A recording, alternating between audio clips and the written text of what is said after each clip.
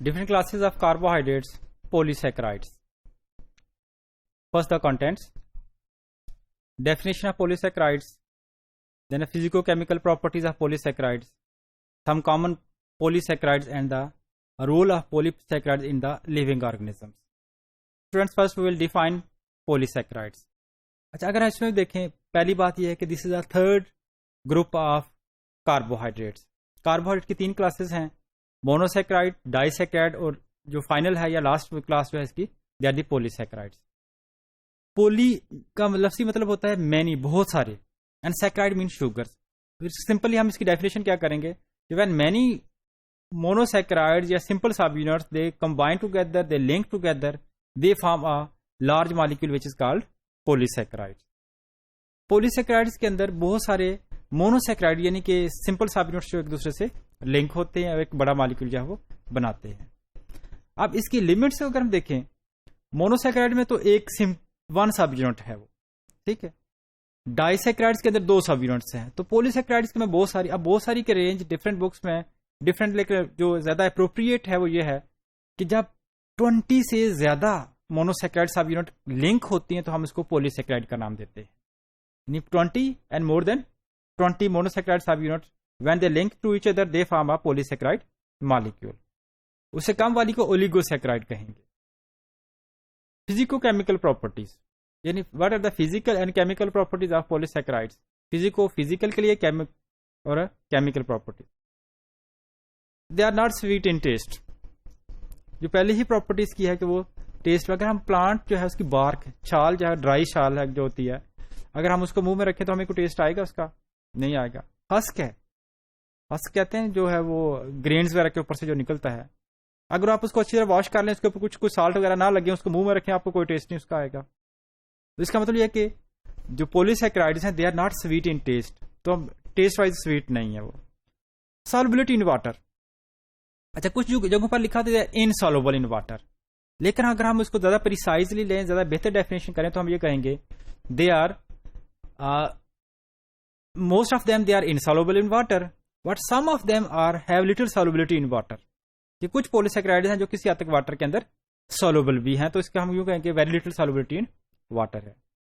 All the polysaccharides they are non reducing sugars, carbohydrates यानी कि, ठीक है. ये सारे के सारे जो होते हैं वो जो जितने भी पॉलीसैकेराइड्स हैं सारे के सारे नॉन रिड्यूसिंग है. जैसे कि स्टार्च है, सेलुलोज है, ग्लाइकोजन है, काइटिन है, ये जितने भी हैं वो सारे के सारे नॉन रिड्यूसिंग की कैटेगरी में आएंगे. General formula of polysaccharides. Polysaccharide के जनरल फार्मूला CxH2OY.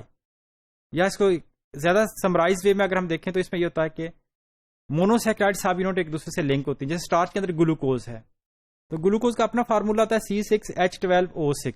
तो एक ग्लूकोज दूसरा तीसरा ऐसे ये लिंक होते हैं एक दूसरे के साथ. लेकिन जब भी दो ग्लूकोज लिंक होंगे तो एक वाटर मॉलिक्यूल निकल जाएगा.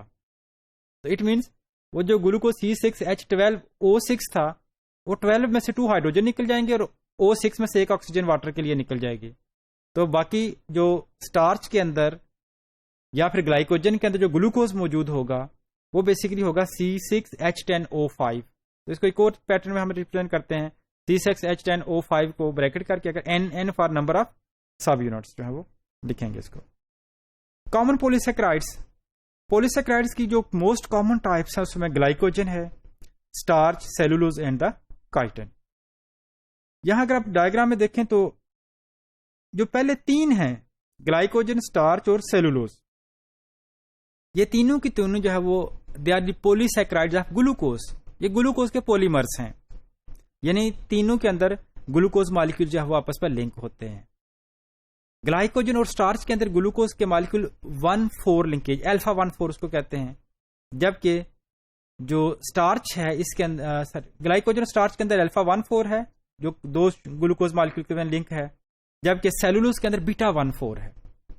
जिस तरह से जो काइटिन है, काइटिन के अंदर ग्लूकोज नहीं है बल्कि ग्लूकोज की एक मॉडिफाइड फॉर्म है जिसको N-एसिटाइल ग्लूकोजामीन. ये एक ऐसा ग्लूकोज मॉलिक्यूल है जिसके साथ एसिटाइल, अमाइनो एसिटाइल ग्रुप मौजूद है, ठीक है. इस N-एसिटाइल, N for amino group, acetyl यानी कि आगे ग्रुप मौजूद है.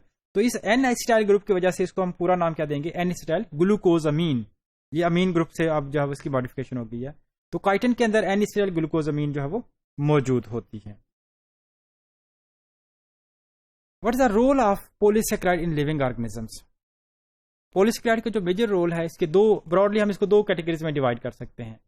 The first one, their role as fuel storage, and second one is their role as the structure, यानी स्ट्रक्चरल कंपोनेंट या स्ट्रक्चरल रोल इसका होगा।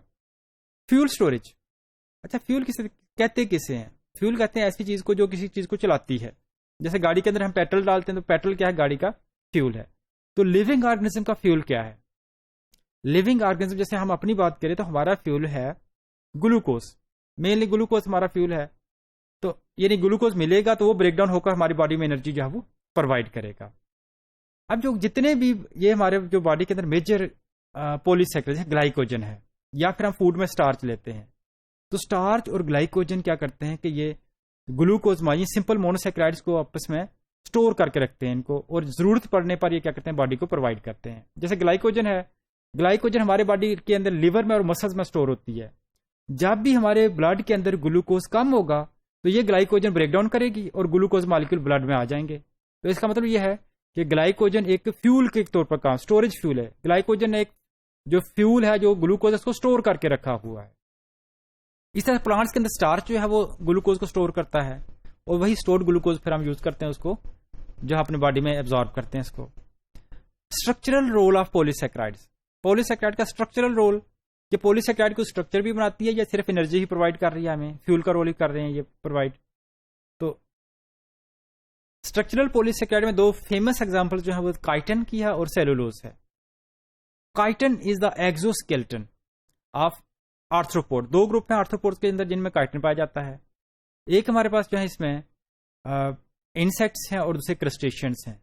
तो इंसेक्ट्स और क्रस्टेशियन जो है वो उनका जो एक्सोस्केलेटन है that is made up of chitin. तो इसका मतलब जो स्ट्रक्चर है एक्सोस, जैसे हमारे अंदर बोन्स हैं तो बोन्स जो है वो हमारा स्केलेटन बनाती हैं। तो सेम इज द केस के जो इनवर्टिब्रेट इंसेक्ट्स हैं उनका काइटिन जो एक्सोस्केलेटन बनाएगी। सेलुलोज, प्लांट जो है आप देखते हैं इतना बड़ा पौधा है और बिल्कुल हवा में खड़ा है, उसको कोई सहारा देने के लिए कोई चीज मौजूद नहीं है। तो इट्स उसकी स्ट्रेंथ जो है वो बेसिकली उसके सेलुलोज फाइबर्स हैं। सेलुलोज फाइबर हैं कुछ, इसके अलावा भी उसमें बहुत सारी चीजें होती हैं, लेकिन जो मेन स्ट्रेंथ प्रोवाइड करती है वो सेलुलोज प्रोवाइड करता है।